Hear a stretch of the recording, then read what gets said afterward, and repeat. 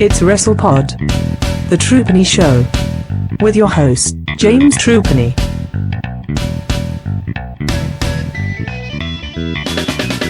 Okay, hello and welcome to the Troopany Show. My name is James Troopany and this is my show. And today we are back to the beginner's guide of pro wrestling in Japan. Let's start again. We are back to the beginner's guide to Japan and pro wrestling in Japan. And this is episode today. Today we are looking at All Japan Women and a card from 1990, the All Japan Grand Prix. Now, the reason why I suggested this card for a review is because it has all the major players in All Japan Women in the next few years. It's not a card that features the until then draws, the Crush Girls, and it's a nice jumping off point for when AJW went to be the best promotion in wrestling ever. So, for me, this is a very important card because it's not the cool stuff, it's the cool stuff that becomes the cool stuff. And to join me to discuss this card is Mr. Alexander Watt of the BBC. How are you, sir? I'm good, thank you. Good. And also, Miss Chelsea Spollen of ShouldersUp.net. How are you, Mark? Doing pretty well. How are you? I'm all right, thank you very, very much. Though I just did nearly choke on the end of my coffee, but I'll be okay. Now, this is the All Japan Grand Prix, which was an important tournament-based. It's an important tournament in the All Japan history, and we've talked many times before on the Troopany Show about the importance of tournaments in Japanese pro wrestling. In 1990, it was a 6-person elimination tournament, and it had various different formats down the years. So it had quarterfinals, 3 quarterfinals, 2 semifinals, and a final. And amongst that was some interesting stuff as well from non-tournament matches. So Chelsea, what did you think of this overall card just going into it, and what had you known about it, and what did you think you were expecting to come across when you watched it? Well, when I looked at the match list, I was like, wow, there's some really great wrestlers on this card, so this is going to be fun. And it was, but it wasn't what I was expecting. The biggest surprise for me was who was really popular with the audience and who wasn't. Because a lot of that was just the reverse of my expectations, I guess. The wrestling was great.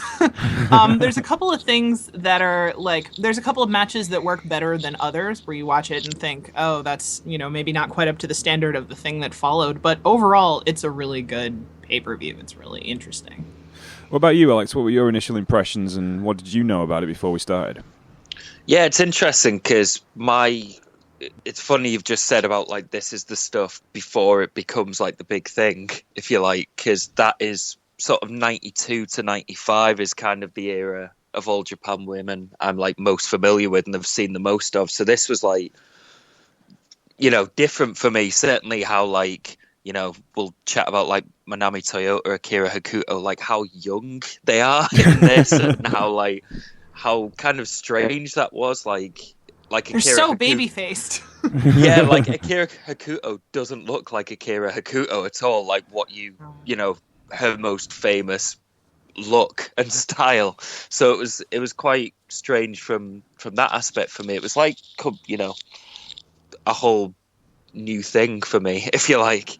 Yeah, she was a Marine Wolf then. She wasn't the Dangerous Queen yet, was she? So that was the second phase of the Akira Hokuto story. So there's some convoluted bits we've got to talk about. But I strongly recommend you watch this card if you want to find out what Joshi Pro Wrestling is supposed to look like. This is what it's supposed to look like, as far as I'm concerned, especially in the 1990s. And you get a feel from the overall booking of the card how they're going to work things, especially the opening match, which isn't a wrestling match. This is Bat Yashinga versus Mayumi Yamamoto in a kickboxing match. Now, if you go back to the Dream Slam 1 review that me and Chelsea did last year, we are well aware of Miss Yashinga and her ability to kick people really, really hard. And her love of the haymaker. And basically, I watched this match and I just went, but the little woman's going to get killed. And for 3 rounds, she basically did. In fact, I don't actually understand how she managed to stay on her feet after getting clobbered like that in 3 5-minute rounds for so long, to be honest with you. So, Alex, you're an MMA reporter by trade. What did you think of this? Well, not anymore, really, but I was, yeah. But Well, first thing I like put on we watched this obviously from the YouTube playlist, which is worth saying. Anyone who wants to watch the matches, go and check that out. They're all on there. Like, I switched it on and was like, have I switched on the wrong thing? Like, because this isn't wrestling. So yeah, I mean, it's pretty much what you said, which was someone getting beaten up for 3 rounds, and like by the end of it, her nose was like halfway across her face, which was there was blood everywhere in this match. It was, it was interesting way to kick off a card, really, and it wasn't MMA as I would recognize it. Perhaps it was very scrappy, but it was interesting. Yeah, definitely. Chelsea, what did you think of this? Well, it's very stiff, but it's also kind of unpolished, and I sort of wonder if maybe that was intentional. Like, almost everything else on this card is so slick in terms of the presentation, and I sort of wonder if maybe this was intentionally supposed to be the opposite. Like, I don't know. Alex's word "scrappy" is a good one. It's a little hard to watch.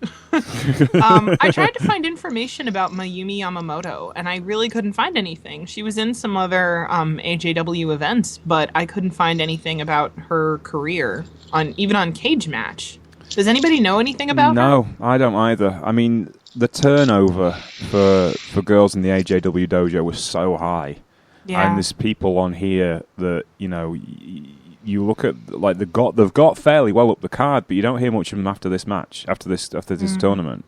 You know, Norio Tatanio in the first round matches, you don't really hear much of a wrestling much after this, to be honest with you, in AJW history. So, she may actually have been a kickboxer anyway. As we saw, you know, quite often they brought in kickboxers for Bakushinga to fight.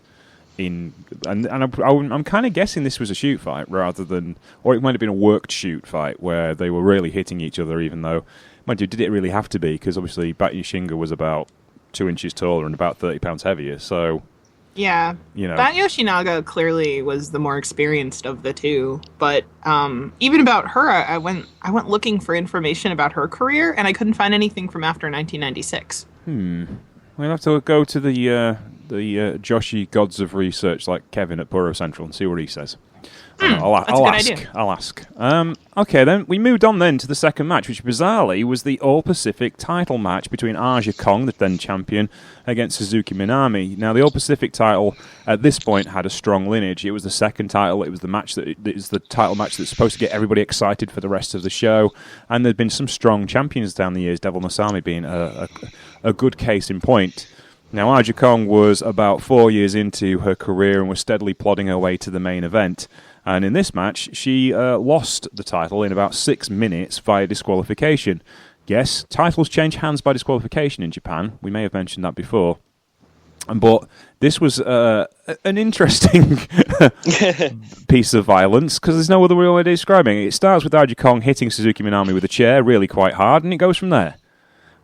Chelsea, what were your thoughts on this match? So I feel sorry for Aja Kong's opponent pretty much always, no matter who they are, and this match was no exception. I actually felt like she was holding back, like Aja Kong was holding back. Because I've seen matches from around this period where she delivered even stiffer violence than this.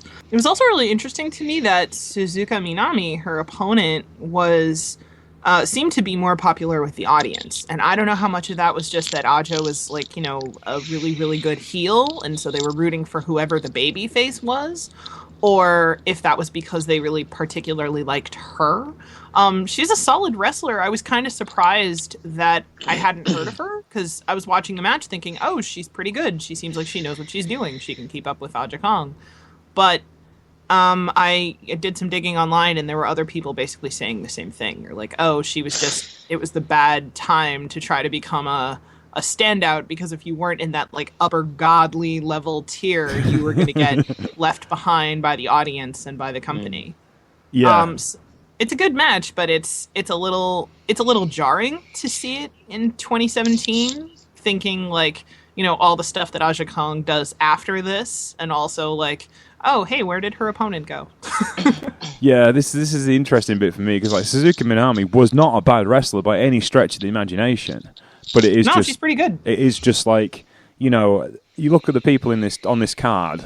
There's Aja Kong, there's Manami Toyota, there's Akira Hokuto, Yumiko Hotta. They're in the top 6 of the top 10 greatest wrestlers of all time. Not just women's wrestlers, the greatest wrestlers of all time. And to stand out in that kind of company, it was just not really possible. If you were of only, exceptional talent, you weren't going to stand out. So, which sounds crazy, but it's true. Alex, what did you think of this match? Yeah, I think it's a good point as well, because obviously you've got then Manami Toyota coming through, because to me, Minami looked that she was trying to do that kind of babyface thing, and it's like when you've got Toyota coming through, who's like arguably the best babyface ever, it's like you are gonna get left behind by not being as good as her, kind of thing. But yeah, like it was interesting to see Aja Kong from kind of that era before, like Chelsea says, she really became like the big deal, like as her career went on. And like you said, it was basically like the match was basically Kong hitting Minami with anything which wasn't nailed down. It seemed like at one point I think she grabbed a handbag from a fan and just started hitting her with it. Yeah. Yeah, very, very World of Sport, I thought. Like shout out to the grandmas. But yeah, I mean, not knowing, a whole bunch about like the history around this period, I'm assuming the idea here was like they had the short match, she cheated and lost the title. It was probably to set up a later title match, like a rematch. That sort of, it just felt like a vehicle to get them to like a bigger rematch at another show. I think, well, I mean, there are three phases to Kong's career. There's the opening phase where she was your typical AJW rookie in a black swimsuit. And I think, forcing her to wear a black swimsuit for 2 years is probably what made her angry. Yeah. I would be. Yeah.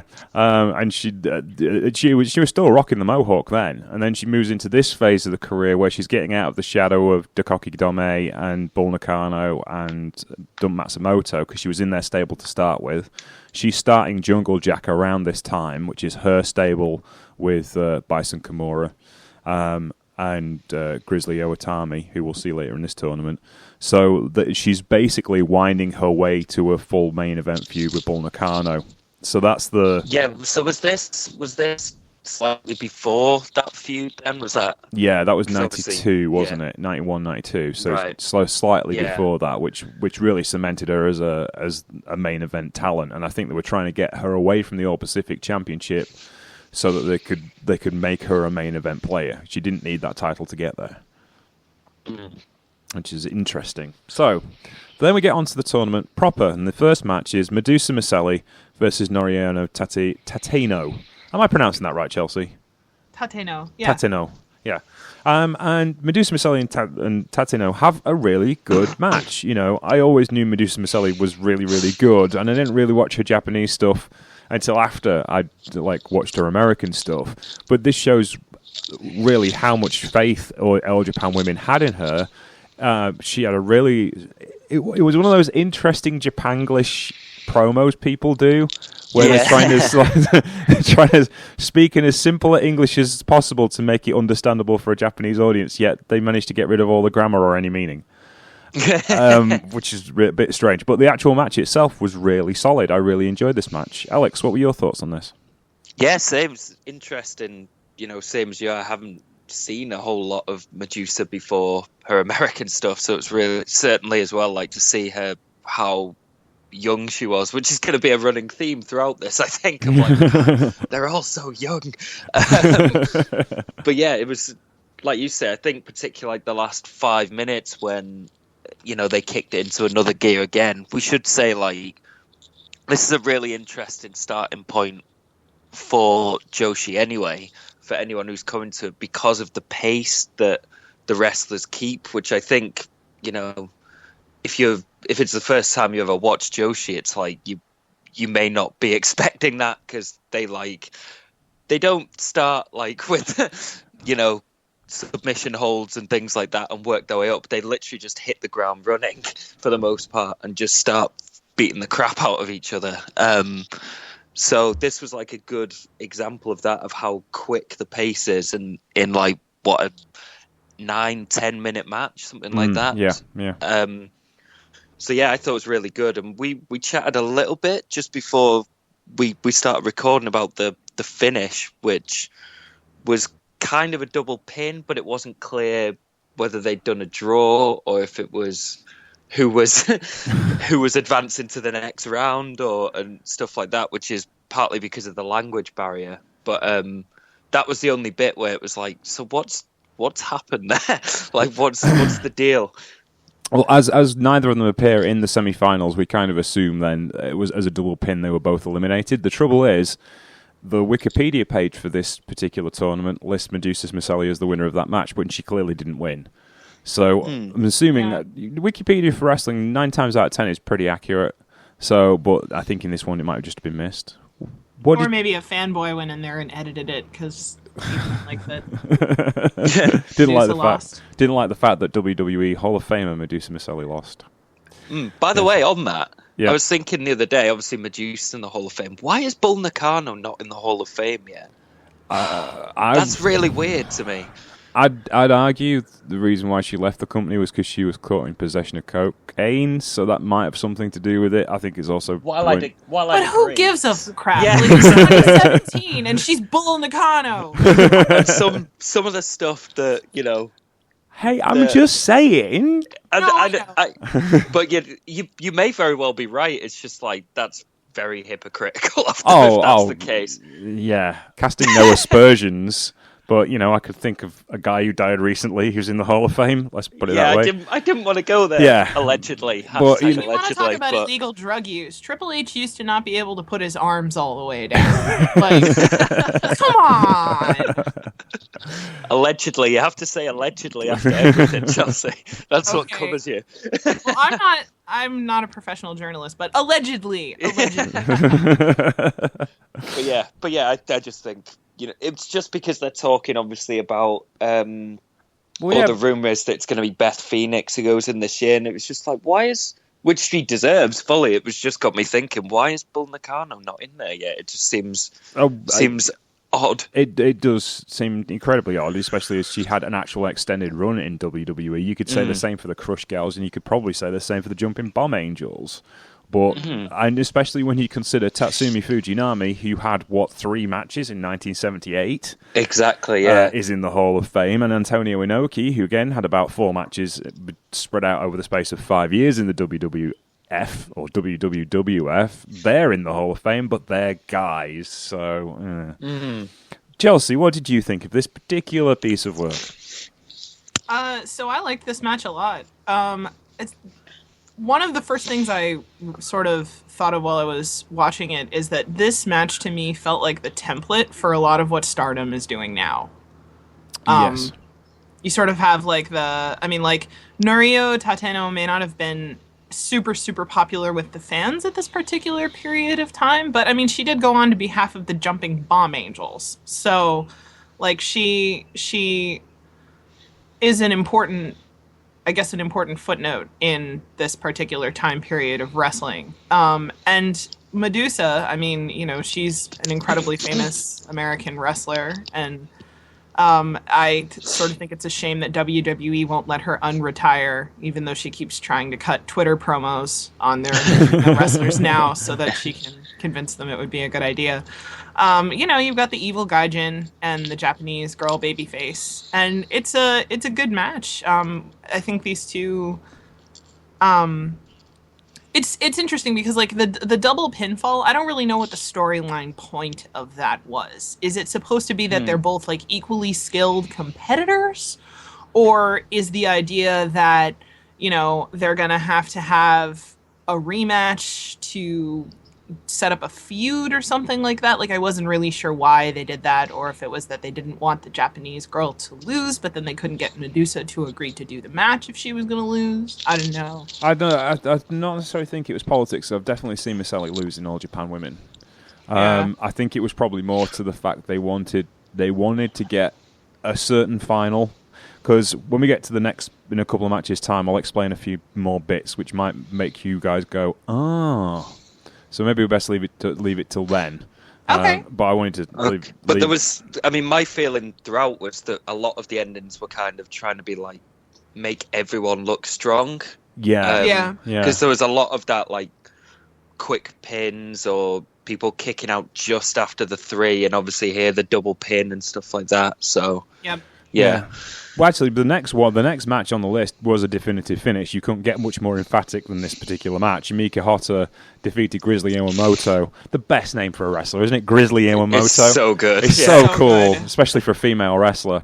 And Hotta defeated Iwamoto with just some serious kicks to the head and a knockout finish, which is a finish you don't see very often in wrestling anymore. And it was perfectly placed here. It set her up as the big bad for this particular tournament. Yumika Hotta looked hot going into this tournament anyway from what she was doing around the time, and she comes in as the big mixed martial arts style, the kind of shoot style wrestler that she is, all these big kicks, and it really got her kicks over by knocking out Iwamoto, who had a reputation for being a stand-up tough brawler, so it worked really, really well for this particular match. Chelsea, what did you think of it? So the thing that stood out to me at first was that how much the crowd loves Yumiko Hotta. Like, they're just in love with her. It could be that there's just like a small group of fans that are particularly vocal, but it really sounded like the crowd was super into her for this whole match. It's a really good match. It's a little brutal. They really, really hit each other. But it's not just people hitting each other. I mean, there's some fairly elegant wrestling in it too. There's some turnbuckle spots that are kind of impressive. Yeah. I don't really think of Yumiko Hotta as someone who the fans probably think of as like a classic babyface. Like, I was kind of surprised that people root for her, because to me she seems to be sort of the antithesis of sort of a lot of what was popular at the time. Does that make sense? Like, she's not the super pretty, super feminine pop idol type. No, I agree with you, and this is the point where you're starting to get a change in fan base as well. I think also, Hotta spent the last 10 years as a heel too. The modern day narrative you've seen her recently in Reina or in guesting as a freelancer, she's probably been a heel. So that kind of like sometimes rests on your expectations a bit. But back then, those girls you talked about, you listen to that crowd, and then you listen to a crowd from 1992, and there's a lot less teenage female voices in that audience. It's starting. This is where you're starting to get the breakaway from the core audience of AJW, which was the teenage girl audience. Not to say that they disappeared entirely, but it became much more of, it was no longer a girls wrestling promotion as far as the fans were concerned. All wrestling fans start to be interested in it because of the work rate in these matches and because of the stories they're trying to tell. It suddenly matures as a product, and I think this is probably the last gasp of the teenage girl audience. And the daft thing was, a couple of years ago, when Chigaso Nagayo did a comeback show, she did a self-produced show to announce the birth of Marvelous, and it was the same women in the audience who had been in the Crush Girls peak. They were doing the same chants because they did shots of the audience. There were clearly women in their 40s who were still missed the Crush Girls and wanted. Oh, that's so great! grown up with the product. Yeah, that's it. She had not evolved her audience in one stage. It was literally the very same people. If anybody deserves that, though, it's Chika Nagayo. Yeah, exactly. That's it. So So this is kind of like the last kind of gasp of that teenage girl audience. Not to say that they disappeared entirely. It's just that they kind of got drowned out by the male voices in the crowd who suddenly became very, very interested in what was going on. Which is funny, because hasn't it sort of swung a little bit back the other way? Like, whenever I see footage of Dragon Gate or DDT or New Japan Pro, the majority of the audience is usually female. Yeah, it's interesting. I don't know. It'd be interesting to see, like, doing a study on that, like, as far as audience participation is concerned, like what the numbers are actually like, and why are you attracting so many female fans? Alex, what did you think of this match? Yeah, picking up on that as well. The crowd was really loud for the whole show, which was noticeable. Yeah, which is not. I think if you come at it from the stereotype of what Japanese crowds are like, and then you watch something like this and they're raucous throughout, it might be quite surprising to a lot of people. And yeah, Hotta was super over. And like you said, what I got from it was like throughout they were setting her up as like the badass who was gonna just kill people throughout, which makes the final. Then this is like clever tournament storytelling of basically you set her up as the badass who's killing everyone, and then you put like the ultimate baby face against her in the final who has to overcome those odds. And yeah, this was like the great example of setting up that story with her taking out Grizzly, who's like super tough with an amazing look as well. She like with the makeup and stuff, she looks incredible. Yeah, the kabuki eyes. Yeah, it's such a cool look, and then the fact that she's like a badass as well, and you've got then Hotta just basically kicks her head off, basically. Yeah, it was really well done. Like we say, this is why people revere Japanese tournaments, because they get that storytelling aspect throughout that you have to build stars throughout it, basically. Yeah. It makes each step more important. Yeah, I mean, Grizzly Iwamoto was also Bull Nakano's number 2. She was the leader of. It was what Gokeki Dome became, and I can't remember. But Gokeki Domon, something like that. I can't remember exactly the name. You could probably find that out. But yeah, she was the number. She was like there was a match not long after this in the build up as part of the Bull Nakano Aja Kong feud, where Aja and Bison Kimura wrestled Grizzly Iwamoto and Bull Nakano, and that is the biggest case of gratuitous no-selling I've ever seen. Bison Kimura and Aja Kong just beat Bull Nakano with kendo sticks, literally for a full 2 minutes, until they can't swing their arms anymore.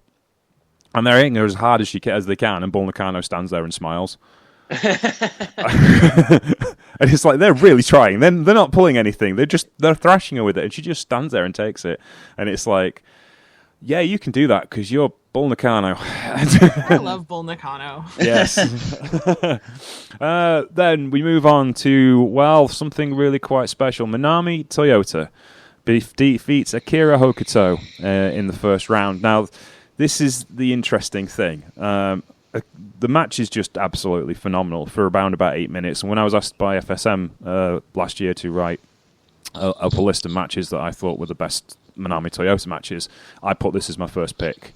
And it's not necessarily the best match you see Manami Toyota in, but it is the most emotionally involved match you see Manami Toyota in. Manami Toyota at this point in her career is not quite the perfect vessel of a wrestler that she will become. She's a bit gangly, she's a bit clumsy, and she's not polished up the way she is. Everything's there. The entire toolkit is there. And similarly, Akira Hokuto, as Alex said earlier, is not the Dangerous Queen yet. She's the Marine Wolf. She's a different person to the rookie who started, whose name was Isako Ono, the original name for Akira Hokuto, who got her neck broken 2 years before and had a year off, and then reinvented herself as Akira Hokuto and came back to All Japan Women in 1989. So this is a completely different wrestler to the one we'd seen 2 years before. However, this is the match where both of them literally wrote their legend in what wrestling would become. The match is just absolute breakneck speed for a start. Hokuto goes to the top rope at one point after having a dominant stretch and goes for a flying crossbody off the top rope, but catches a knee on the top of the guardrail and tears her knee, and absolutely refuses to give in and will not stop until the Matsunaga brothers actually come in the ring and say, you can't continue because we don't want you damaged any more than you are. And you now may understand when I say that Hokuto was actually booked to win this tournament, why she didn't want to give up. obviously.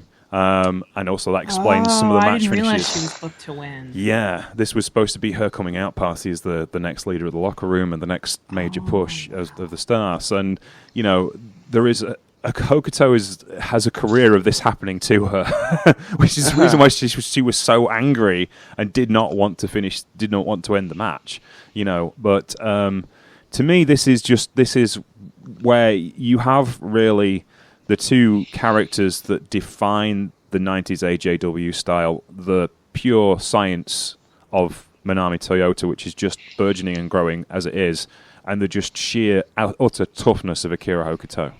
You know, so that's the reason why I think this match is really important. Alex, what did you think of this bout?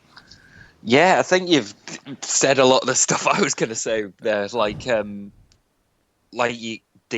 mean, they're two of the all-time greats, unquestionably. And, I've seen a lot of their later matches, like their classics, but I hadn't seen this one. So it was interesting to see, them as, essentially, not, rookies, but the next step up where they're still very young and they're still not what they would become, if you know what I mean. Like you said with Manami Toyota, she's not the wrestler she will be in a few years, but she's still, you can still see her style where she she starts the match with the trademark high tempo, drop kicking loads and attacking Hokuto on the outside and everything like that, and them wrestling at the breakneck pace, like you say. And yeah, again, the thing with Hokuto, because every year we do the end of year awards and we have the Akira Hokuto Award. So if anyone's ever questioned why we do that, I think this is a pretty solid example of why, because that is nuts. She can't even stand up and she wants to finish the match. That is a tough SOB, as they say. And she's certifiably a little nuts, but she's so great. Yeah, yeah, basically. She doesn't even cry until she realizes she can't wrestle. That's when she cries, and that's not her putting things on. That is her genuine, that's how emotional she was about it. She just absolutely lives and dies by wrestling. That's all she lives for, and still does, thankfully, and hopefully for a long time to come, but we will see. Anyway, Chelsea, what did you think of this particular match? Oh my god, this is so electric. I love this match. I was really, really excited to see super young babyface Manami Toyota. One of the things that really stood out to me about this, and watching her in this match, and I said this on Twitter last night while I was watching it, is that she is mostly indifferent to how the crowd feels about her. She's so into the wrestling. The wrestling is what's really, really important to her. She does not care if she looks cool or if she looks pretty. She'll stand in a way that most female baby faces would just never stand because it's not designed to make her look, super pretty or feminine. And she just doesn't care. She wants to have the best match that she can. And that's the only thing that matters to her. And you mentioned before that she's a little gangly in this match. She's not quite as polished as she becomes later. But I feel like that, supreme confidence and coolness is a big part of what turns her into the godlike wrestler that she becomes. Akira Hokuto is so much fun to watch here. Also, I was... my heart breaks for her at the end. I had never seen her cry before. Also, I have to admit, I was wrong. She does have the best toe point Northern Lights suplex there you go. of all time. It's just freaking great. I screamed a little bit when I was watching it. It's so good. Yeah, this match is so good that there's a playlist of a bunch of their matches on YouTube, and I went and watched a bunch of them right afterwards because I really enjoyed it. It's very clearly the start of something special, and it's not hard to see why both of these two are, in the rankings for the best of all time. Yeah, it really, even if you don't watch the rest of this card, you need to watch that match. Yes. Yeah. We'll move on, though, to the semi-final. because there was only semi-final. Because of the double pin, Manami Toyota got a bye into the final, and Yumiko Hotta had to have her semi-final match against Misuku Nishiwaki, who had also had a bye in the first round. Sorry to confuse you, but this is the way it laid out. Now, just I want to say something here. We talked last week about Akira Maeda and his influence on Japanese wrestling. And this performance by Nishiwaki was definitely a Maeda-style performance. You could arguably say the match with Hotta was very UWF. They didn't really need... They run the ropes a bit towards the end, but they didn't even really need to do that. You know, it all worked very much on the mat, and it was all about submission. And the basic principle was Nishiwaki was trying to neutralize Hotta's kicks. Nishiwaki wasn't a bad kicker herself. It wasn't her primary offensive weapon, but she, in the first 2 minutes, she applies a figure four leg lock. She's constantly going for double leg takedowns. She has a heel hook on one point, and she has leg bars, and every leg submission you can possibly think of go on in the first few minutes of the match. So it's a fascinating story to watch. Even though, again, it might not be the best classic wrestling match you're ever likely to see, but all the tools are there to make it something really special. Alex, what did you think of this match? Yeah, I agree. Like, that's, again, smart storytelling, and you're making Hotta look like a badass, because it's like Nishiwaki doesn't want to stand there with her. She wants to neutralize that part of her offense, which plays into that as well, which is, yeah, how clever these wrestlers were. And then, yeah, the last, I don't know, basically the closing stretch, it just devolved into them kicking and suplexing the crap out of each other, which was quite glorious. And, you know, that's what we came for, let's be honest. So, so yeah, like I say, it's just, they set up really well. Hot as this absolute killer. I mentioned it before, like Nishiwaki looks strong in defeat still. She kicks out just after the three, so it's like, oh, she was, you know, so close to winning, and it's, you know, it's a clever way of booking it and keeping people looking strong. But yeah, it was a fun match. It's very interesting, this one. I do like it a lot, because it's just different kind of pace to what you're used to in All Japan Women. Chelsea, what did you think of this match? I really enjoyed this, and again, I kept thinking of some of the stuff that I see Stardom do now. Like, the pacing really reminded me of that, and the stiffness. And this match is really crisp in a lot of places, which I sort of, you know, like a lot of the previous matches on this card are not as crisp because they're not quite as polished. Like, they're still really great, really exciting matches, but they're not. I don't know how to phrase it. Like, that, some of that smoothness isn't there, I guess. Yeah. And I think some of that might just be that, like, Yumiko Hotta is such a bruiser. Like, she'll just, like, stamp you down right away, and she can, you know, lift somebody's just so effortlessly, or seemingly effortlessly. She doesn't seem to run out of strength. Like, she never gets blown up, you know? Yeah. It's a really interesting match, because I felt bad for Mitsuko Nishiwaki, because I knew she wasn't going to win. It's Yumiko Hotta, like, but she tries so hard. Like, she really tries so hard, and she tries not to let herself get emotional about it too. Like, you can see her trying really hard to focus, and it's really good storytelling. Also, frankly, her style reminds me a little bit of some of the matches I've seen that Becky Lynch had before she became as polished as she is now. So I was kind of surprised that she, like, this is one of those cases where I had to go and look her up, because I was like, oh, yet another really pretty decent wrestler who I've never heard of from this time period, because she's not quite as famous as all the huge stars. Yeah. You know, she was really good, but she's just not Yumiko Hotta, and that's not her fault. No, that's it. Yeah, it's interesting what you're saying about Stardom, because we could go over that a little bit. I think we probably should, actually. For those of you who don't know, Stardom was founded originally by Nanai Takahashi, as well as Rosu Yagawa and Fuka. who currently run the company. Rossi Ogawa and Fuka currently run the company.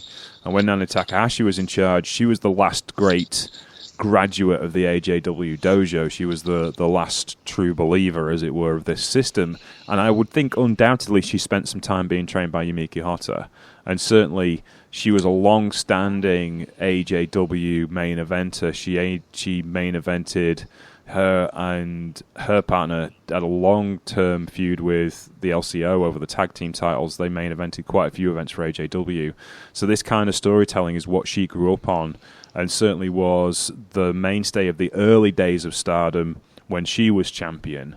And I'm guessing it's kind of filtered down into the current training regime of Stardom, even though Stardom doesn't really have that association anymore with Nana Takahashi. She's obviously left her stamp on the promotion. And obviously, Stardom's red belt and white belt come directly from the AJW lineage, as well as the black belt for tag team championships too. Right. That's all linked into the WWA championships. WWA championships, I should say.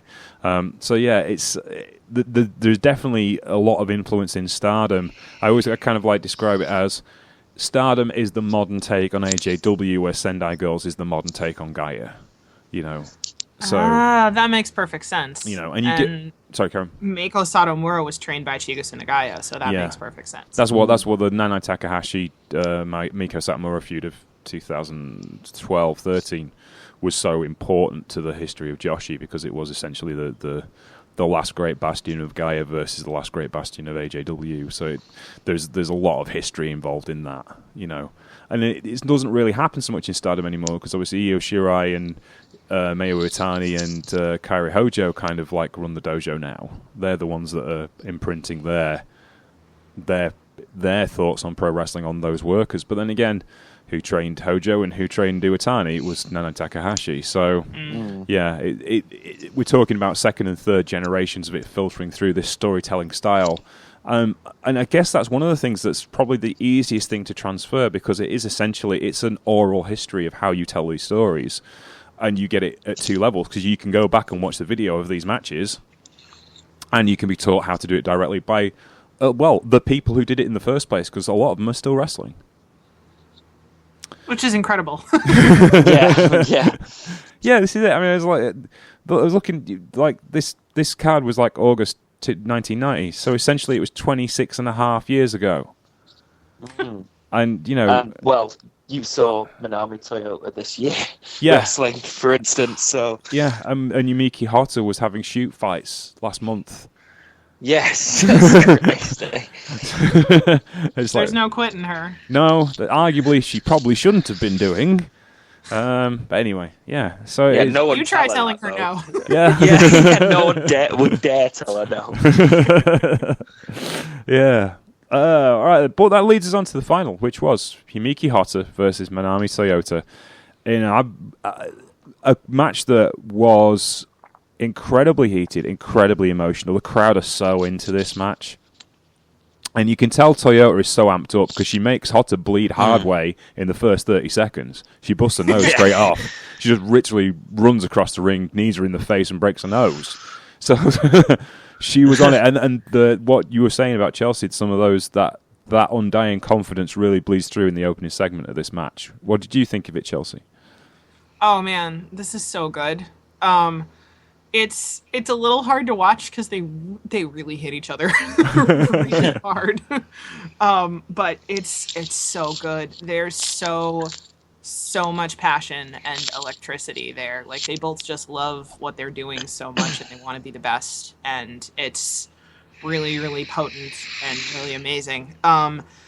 It's really funny to see, again, super young, super baby-faced, Manami Toyota wearing, like, pink, frilly, like, they send her out in, like, a satin jacket that she just, like, throws off.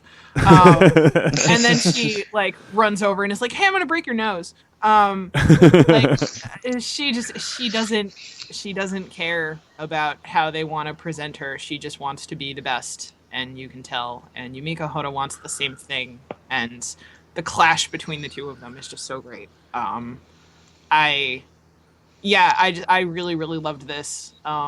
I can easily see why Manami Toyota getting booked to win this was a good call, because if you can beat Yumiko Hoda at this point where she's so over with the audience, then obviously, that's the company like pushing her up and endorsing her. And I feel like also it doesn't really cost Yumiko Hoda anything, because this match is so brutal and so good that it's like, well, you lost to somebody who was on par with you. It doesn't feel, at least to me, it didn't feel like it demoted her any. It was just like, it was a really excellent, even competition. Yeah, the impression is you didn't lose. She didn't win. She survived. Yes. Yeah. Yes.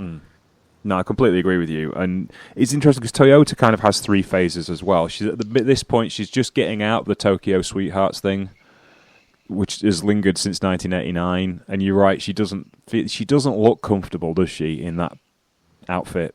No. And not long after this, she kind of like goes to kind of like pineapple workout gear, which is a bit more her. And then she goes into the flowing flare-esque robes that we know her for, and the ostrich feathers and the craziness.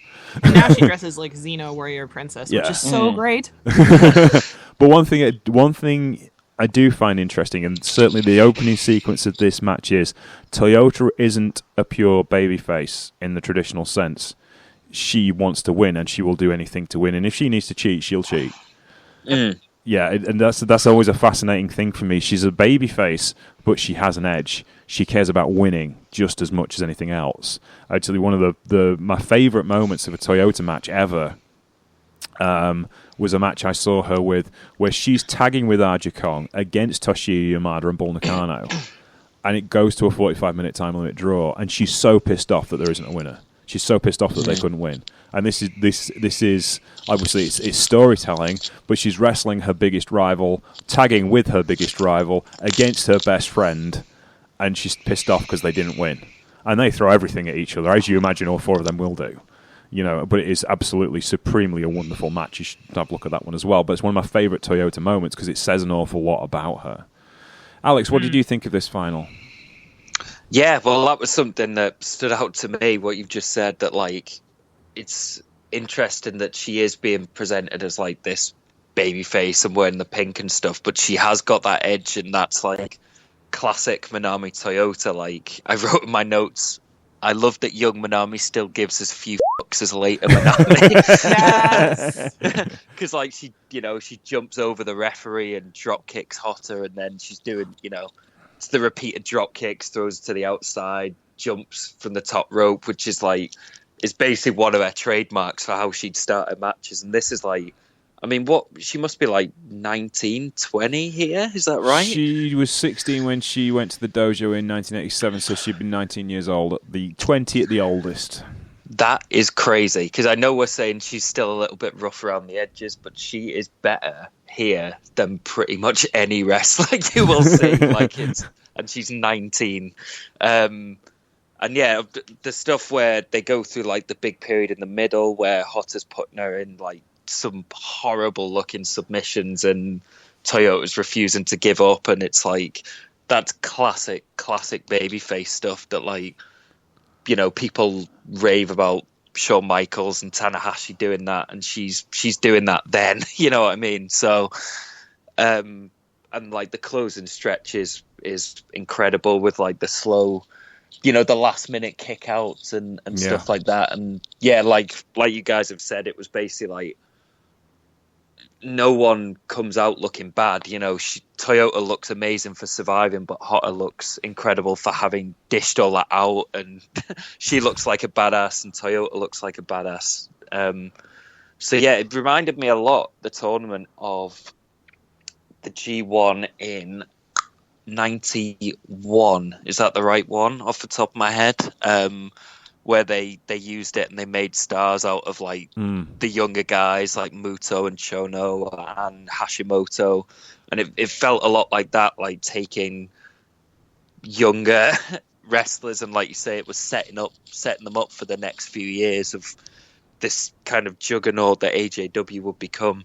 Yeah, and it's interesting as well because I didn't know that Hokuto was originally booked to win this, and you wouldn't get that from watching this, it feels like Toyota was being set up to win, which is pretty incredible on the fly booking.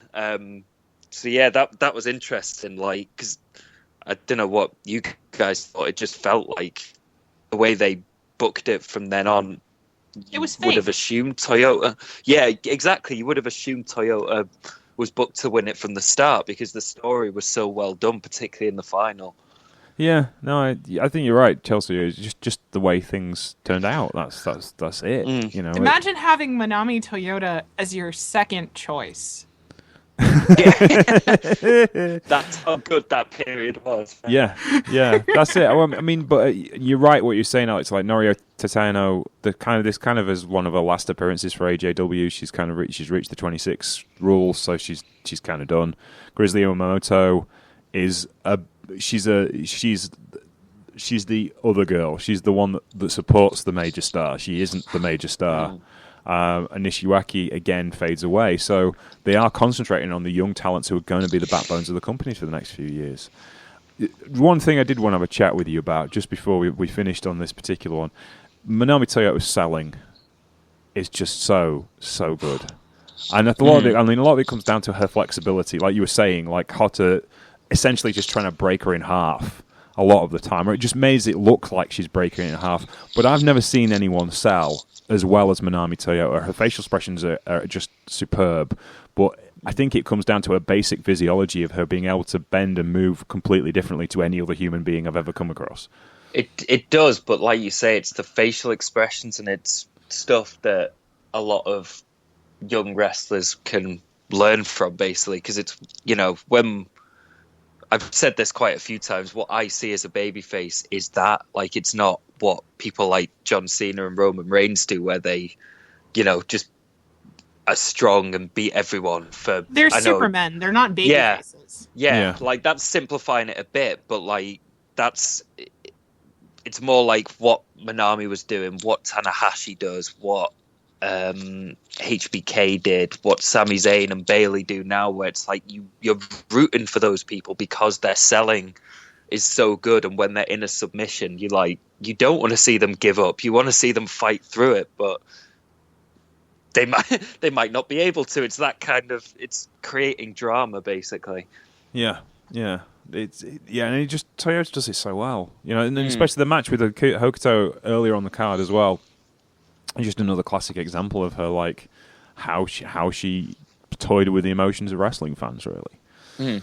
Which is what it should be, in my opinion. She makes a surfboard stretch. I'm sorry, I'm watching it in the background as we're talking about this, and she makes a surfboard stretch look painful and natural. Yeah. And that is a move that now, when you see it, most of the time it's played for ridiculousness, right? Like, it's supposed to be kind of comedic, like... It's not something where you look at it and think, my God, that's grotesque. She should put her opponent down. That's not fair. But that's what I'm feeling watching Yumiko Hoda hoist Manami Toyota over her head. Like, she just does the pain faces so well. Yeah. And I wonder how much of that is that she genuinely feels that, like, competitive determination. Like, when she's in a position where she's losing, she's, like, sort of at war with herself. Yeah.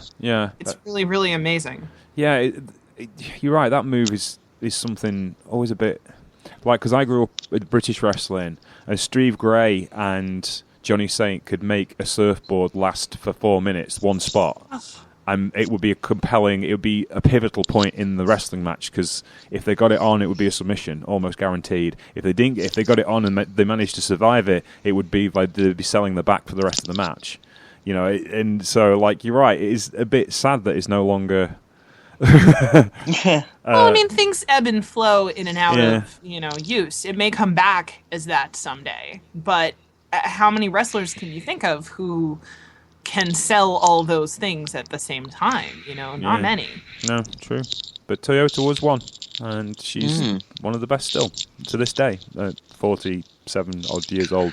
Yeah. Well, both you guys have said to me you think she's the greatest wrestler of all time. Yes. So would you stand by that? Undoubtedly the greatest professional wrestler who ever lived. I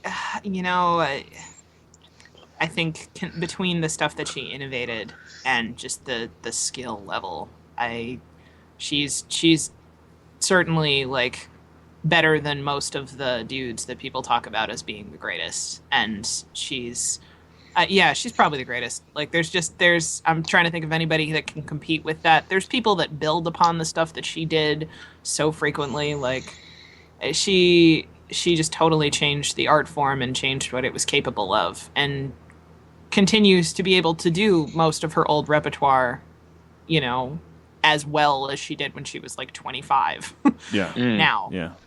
You know, she's no longer the Japanese flying angel in that sense of her aerial work is limited, but she's nearly 50 years old, and she's 30 pounds heavier now than she was back then, partly to prolong her career so she can take bumps a lot better than she was rail thin in comparison to like even her contemporaries at the time. Hokuto was probably as thin as she was, you know, and taking bumps from the top rope on a nightly basis with that kind of frame is not good for your dangerous. body. You know, especially when you don't have an awful lot of fat to cushion your fall.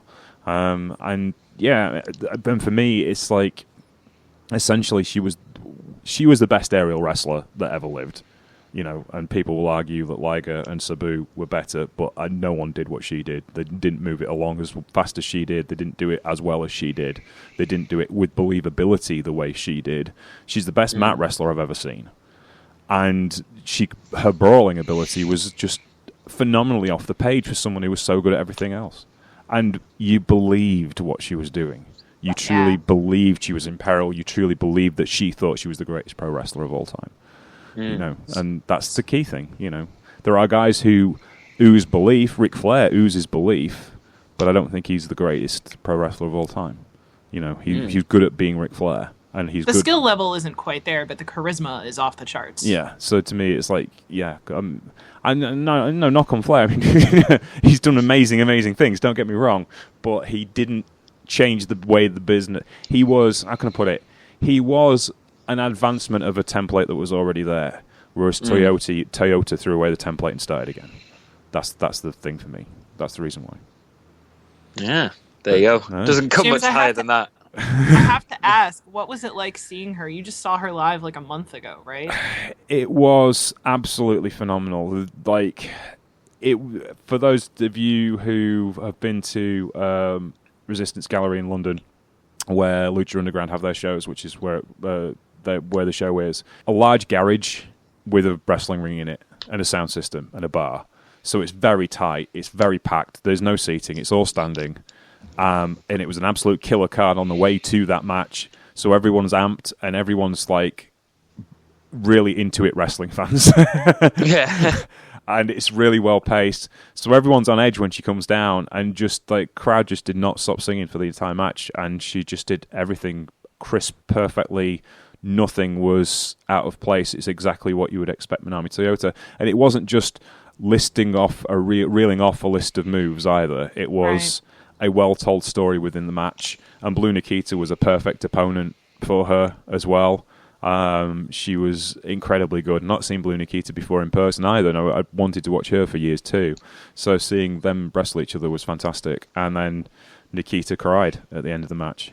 Oh, that's really sweet. Because the reason why she wanted to be a pro wrestler was because of Manami Toyota, and the fact that she got to wrestle her was just, you know, and Blue Nikita wrestled as a heel through the entire match, and the entire crowd she just went with her when she started to cry. And I'm getting goosebumps thinking about it now. It was that cool. That's awesome. Yeah, it was absolutely amazing. And I'm back at the Resistance Gallery in 2 weeks from yesterday to see Meiko Satomura. So yay! Good year for you. Yeah. It'll be interesting. We're going to see if we can get Dan Reed on here or Emily Reed, either of them. You know, then come and talk on the Trooping Show anytime about that. So hopefully I'll get hold of them this week. But yes, so that's pretty much as our coverage of All Japan Grand Prix 1990 written up. Unless you guys have got anything else to say about this particular tournament, Alex, have you got anything you'd like to share? AJW is great. we should do more podcasts about it. Okay, we shall do. We've got another 15 years of AJW cards to pick from. I'm sure we can find something you'll like. Yeah, like I say, this is my era is sort of 92 to 95 when I've watched a lot from that period. So it's interesting to see something slightly before that led into, Toyota, Hokuto, Asia Kong, like what they would become in the years following. So Chelsea, what was your impressions of the overall card? What would you like to say? This is great, and if you haven't seen it yet, you should watch it. And I would also totally be down for doing more AJW coverage because it'll give me an excuse to watch it. So there you go. This genuinely is like a really good starting point, I think, for anyone who hasn't watched like any Joshi before. Like, I think it's a really good introduction. Yeah, it kind of like it puts a nice stamp on the end of the Crush Girls era and moves you forward. If you watch from here forward, you won't really have lost anything. I know what was really interesting, the thing we didn't mention actually, was just before the final, there was a promo of Bull Nakano saying, I don't speak Japanese, but I assume she was saying, you can win the All Japan Grand Prix, but I'm still the world champion. And that's the next big story to tell. Bull Nakano's babyface reign as WWA heavyweight champion. WWA heavyweight champion. And I have to concur. AJW is great, and you'd be a fool and a communist to think otherwise. But there you go. Thank you very much for listening to the Troopany Show today. I would like to thank Mr. Alexander Watt, AlexWatt187 on Twitter. If you would like to talk to him, he will talk to you about wrestling. I will tell you why AJ Styles versus John Cena was not on the level of Kazuchika Okada versus Kenny Omega, and you are very silly if you think so.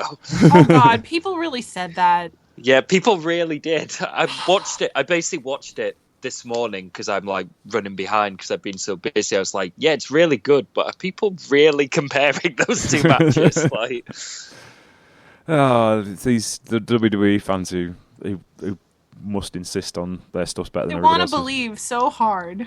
Yeah, bless them. It's their cool thing, but it's that tribal thing. And there's a whole other conversation we're going to have one day about tribalism in pro wrestling fans. Podcast. Yes, let's not do that right now. We have other things to talk about. I'd also like to thank Chelsea of Chelsea Spollen of ShouldersUp.net. You can find her at Chelsea Comics and Shoulders_up on Twitter, where she tweets from the Shoulders Up account. Thank you for your time today. Thank you for having me. It was fun. And you can listen to other things on the Wrestle Talk Podcast Network. There is the Squash, which comes up on fortnightly these days, and also there is the Finn Martin Report, which comes out on the alternate weeks. Thank you very much for listening today. You can find other things on the Wrestle Talk Podcast Network, like the Squash and the Finn Martin Report. And if you listen to us on Wrestle Plus, you can vote over to the video sections where you can find wrestling histories, which from now on will be hosted by myself and Finn Martin. And we're looking at 1994 in episode 22, which should be up there by the time you're listening to this. And you can go back and listen to all the other things as well. It's $4.99 a month for lots of cool wrestling content. Thank you very much for your time. Take care, and we will see you soon. Bye.